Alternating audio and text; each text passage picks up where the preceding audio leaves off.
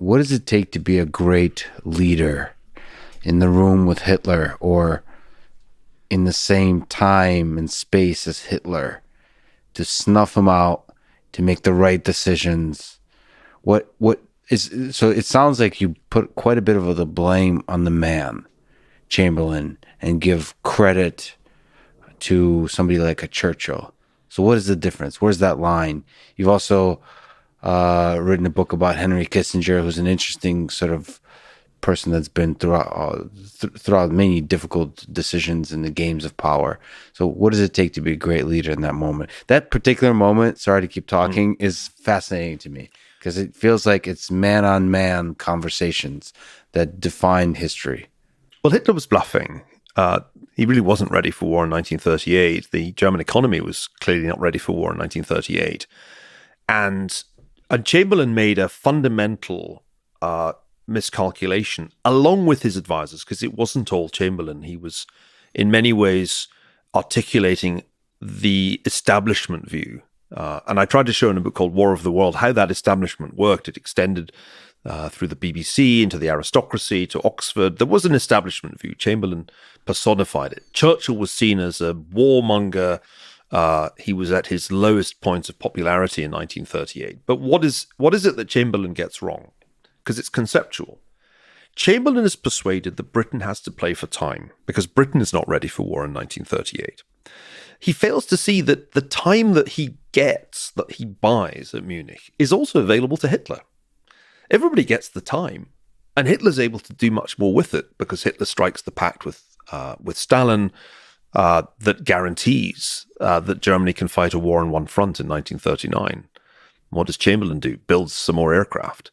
So the great mistake of the strategy of appeasement was to play for time. I mean, they knew war was coming, but they were playing for time, not realizing that Hitler got the time too.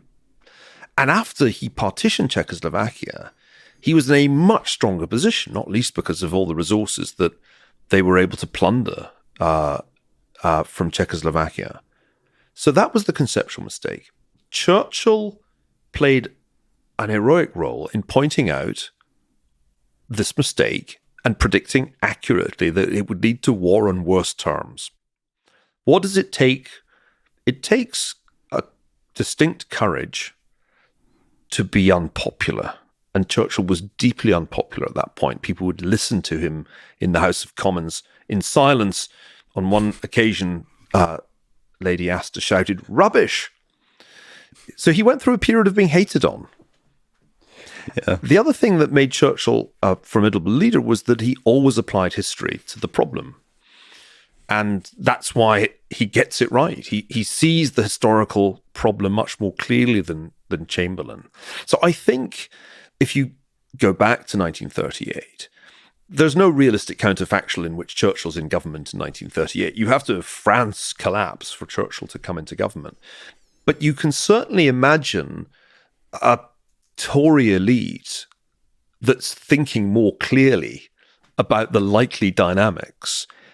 They haven't seen this, I guess, problem of conjecture, to take a phrase from Kissinger, which is that whatever they're doing in postponing the war has the potential to create a worse starting point for the war.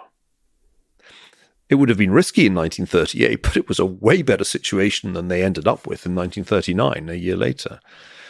You asked about Kissinger, and I've learned a lot from reading Kissinger and talking to Kissinger since I embarked on writing his biography a great many years ago.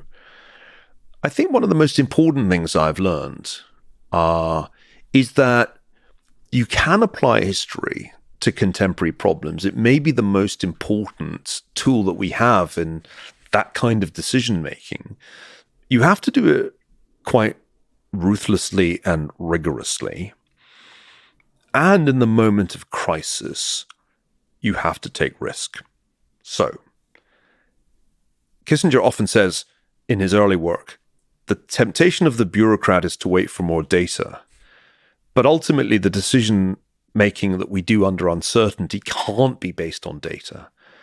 The problem of conjecture is that you could take an action now and incur some cost and avert disaster but you'll get no thanks for it because nobody is grateful for an averted disaster. And nobody goes around saying, wasn't it wonderful how we didn't have another 9/11? On the other hand, you can do nothing, incur no upfront costs, and hope for the best. And you might get lucky, the disaster might not happen. That's, in a democratic system, the much easier path to take. And I think the essence of leadership is to be ready to take that upfront cost, avert the disaster, and accept that you won't get gratitude.